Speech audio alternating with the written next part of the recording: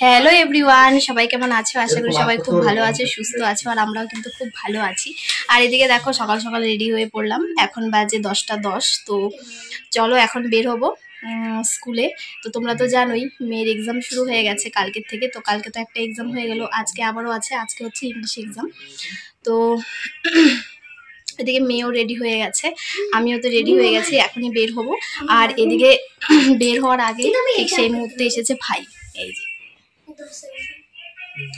একদমই জানতাম না আজকে ভাই আসবে, তো ওকে দেখে তো আমি পুরো অবাক হয়ে গেছি, মানে একদম সারপ্রাইজ যাকে বলে। এই যে এদিকে হাই বল একটু।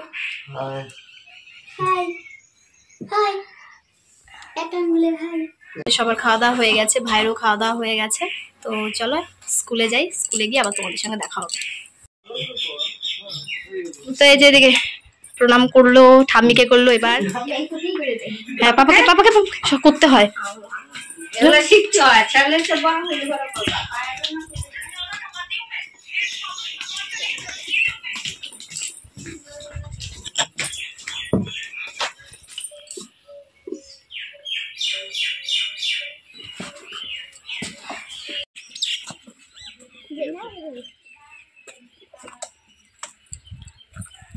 এদিকে মামুর বাইক নিয়ে স্কুল যাবে ও।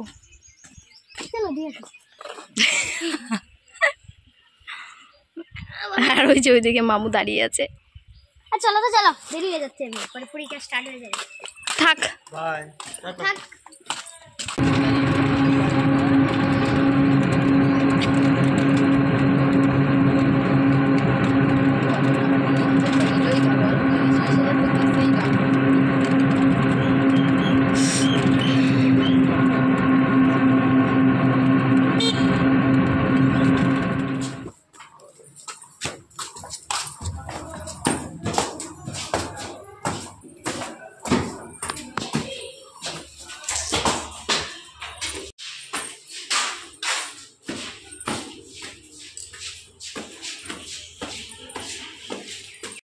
তো ওকে কিন্তু উপরে বসিয়ে দিয়ে আমি নিচে চলে আসলাম। আর ওকে আর কি মানে ক্লাসের মধ্যে মানে এক্সাম শুরু হওয়ার আগে না আমি ওকে একটু রিভাইজ দেওয়াই, তো সেই জন্য সেখানে আর ভিডিও অন করিনি। এক্সাম শুরু হওয়ার আগে কিন্তু ওকে আরেকবার করে রিভাইজ দেওয়াই, তো সেই জন্য আর কি একটু আগে চলে আসে, এসে আর কি একটু রিভাইজ দেয়। তো যাই হোক, এখন আমি এখানে ওয়েট করছি ওর জন্য। আর এই যে দেখো এখন কিন্তু ওর এক্সাম শেষ। তো এক্সাম দিয়ে বের হয়েই যে কাজটা করলো, মানে ও গেট থেকে মানে কোশ্চেন নিয়ে সুন্দর, খুব খুশি মনে। তো ওর মানে খুশি মনটা দেখে আমি বুঝেই গেছি, যেহেতু এটা ওর ছিল ফেভারিট সাবজেক্ট, ঠিক আছে। তো হয়তো ওর এক্সামটা খুব ভালো হয়েছে, তবে এক্সামের শেষেই সেগুলো বোঝা যাবে কতটা ভালো হয়েছে। আর এবার এই যে বায়না কিছু খাবো, তো চলো ও এখন এখান থেকে দেখি কি নেয়, তারপর হচ্ছে আবার বাড়ি গিয়ে তোমাদের সঙ্গে দেখা হবে।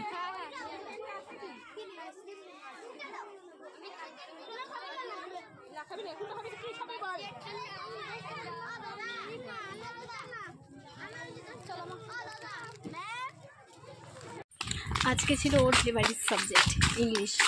এক্সাম দিয়ে বের হতে না হতে আমাকে কোশ্চেন বারবার করে দেখাচ্ছে, ওর নাকি খুব ভালো হয়েছে। আর এই যে দেখো আমরা চলে এসেছি বাড়িতে, কোশ্চেন দেখাতে দেখাতে বাড়ি ঢুকছে। এই যে বাড়িতে ঢুকেই এবার শুরু হয়েছে মামু কোথায়। তবে মামু তো বাড়িতে নেই, মামু হচ্ছে ওর পাপার সঙ্গে মার্কেটে গেছে, তো এখনো আসেনি, চলে আসবে। আজকেও সারা রাস্তা আমাকে কোশ্চেন দেখাতে দেখাতে বাড়িতে আসলো। হয়ে গেছে। তো এদিকে দেখো আমরা বসে পড়েছি ক্যারাম খেলতে। এদিকে আছে সোনা, এদিকে আছে ভাই, আর আমি কখন মারবো। চারজন মিলে বসে পড়েছি ক্যারাম খেলতে। আমি কিন্তু ক্যারামের কোনো কিছুই বুঝি না, মেয়েও পারে না, তো মেয়ের সঙ্গে সঙ্গে আমরাও বাচ্চা হয়ে গেছি। আর আমি না আজ অবধি কিন্তু কোনো গুটি ফেলতে পারিনি, যতবারই ফেলেছি ততবারই কিন্তু ইচ্ছে করে চিটিং করে গুটিগুলো ফেলেছি। জানি না কেন আমার হাতে মানে গুটিগুলো পড়তে চায় না। আর ভাই খেলছে খুব সুন্দর করে, মেয়েও পারে ফেলতে, তবে আমি কিন্তু পারি না।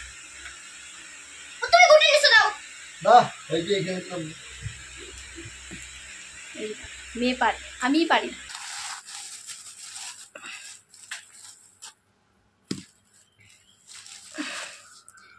তো এই যে দেখো আমাদের বাড়ি থেকে ভাই হচ্ছে ভুট্টা এনেছে, আমাদের বাড়িতে গাছ লাগিয়েছিল, কয়েকটা শুধু গাছ লাগিয়েছিল, সেই কয়েকটা গাছ থেকেই এই ভুট্টাগুলো হয়েছে।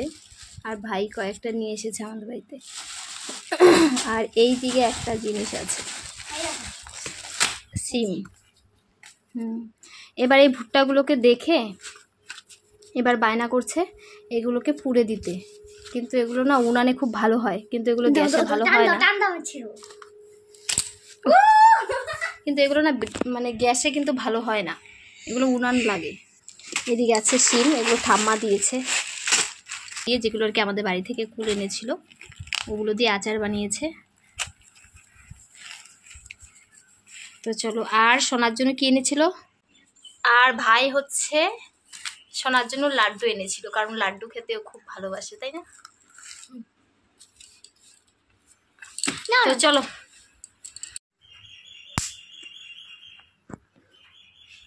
গ্যাসে কি আর ভুট্টা পোড়া যায়, তোমরাই বলো তো। যখন যা মন চায় তখন তাই করবে। চলো তবুও চেষ্টা করছি, দেখি। অবশেষে আমাদের ভুট্টা পোড়া হয়ে গেল, এবার ও খেতেও বসে পড়েছে। এই কেমন হলো? সেই চুলটা ঠিক করো,